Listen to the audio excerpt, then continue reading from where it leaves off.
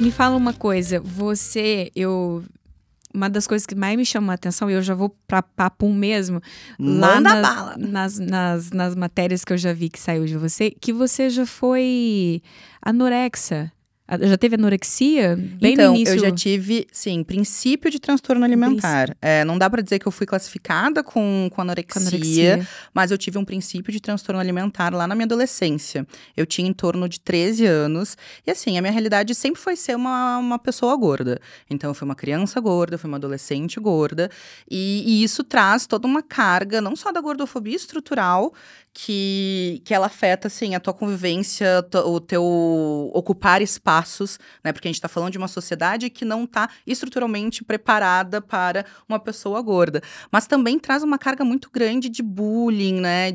Enfim, para uma criança, para uma adolescente que tá ali formando a personalidade.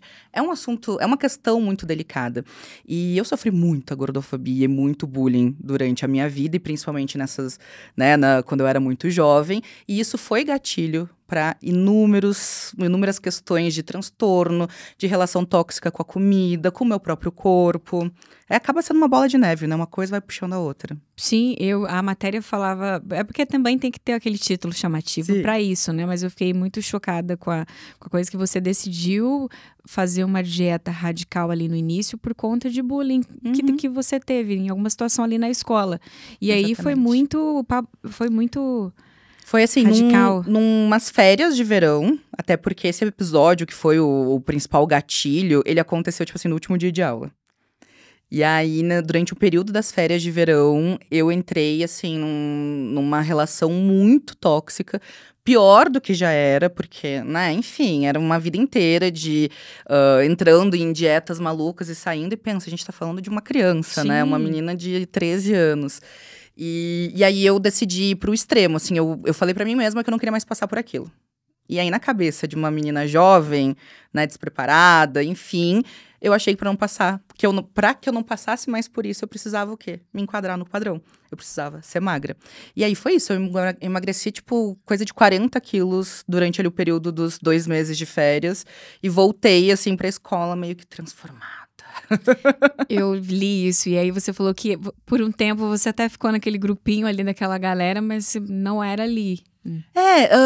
Porque essa aceitação que vem única e exclusivamente pelo corpo não é algo tão palpável, né?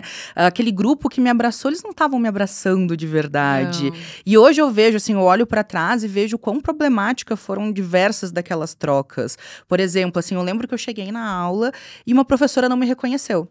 Caramba. Olha que eu já era aluna já há um tempão, mas eu realmente estava bem mais magra, e aí ela meio que me chamou e pediu assim, tipo, pra eu levantar no meio da turma, e tipo, ai, se mostra pra todo mundo.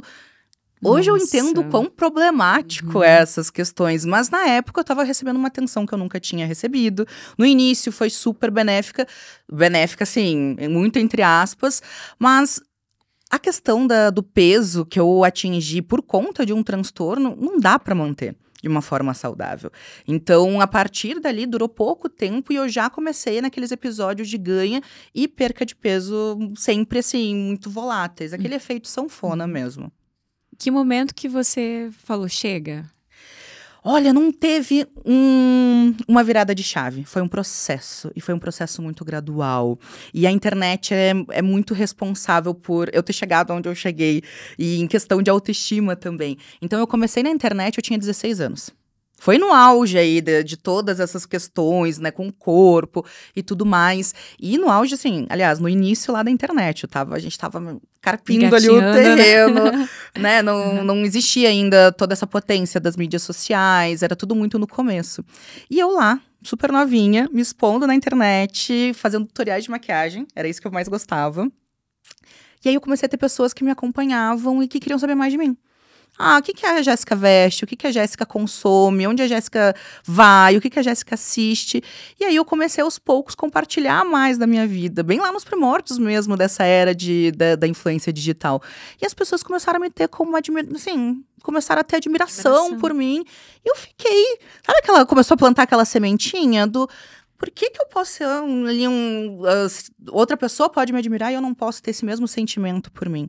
E a partir dali, eu vejo que eu iniciei uma caminhada de passinho em passinho, aquela construção de tijolinho por tijolinho, da mulher que eu sou hoje, da autoestima que eu tenho hoje. Então, foi assim, foi um processo muito gradual. E essa questão, por exemplo, assim, de emagrecimento, foi sendo desconstruída muito aos poucos. Então, até não muito tempo atrás, eu ainda tinha muito para mim aquelas ideias engessadas de peso relacionado à saúde, que se eu precisava emagrecer para ser saudável, sabe? Algo muito mais ligado aos números, porque é o que nos ensinam ao longo da vida, do que de fato com hábitos saudáveis. Porque o que adianta emagrecer de uma forma, né, negligenciando o seu próprio corpo, a sua saúde física e mental, numa restrição desmedida? Isso não é saudável, né? Não é, e o que eu fico pensando, eu acho que a medicina, os profissionais da saúde têm um pouco de culpa nisso, porque fica ali o tempo todo falando que para você ser saudável, você tem que ter determinado corpo. E as pessoas acreditam nisso. E agora que acho que tá vindo essa outra coisa. Não é assim também, né? Não precisa. Eu acho que sim, existem conceitos muito antigos, muitos retrógrados dentro da própria medicina, que falam muito aí, por exemplo, a questão da obesidade é classificado como uma doença pelo CID, né?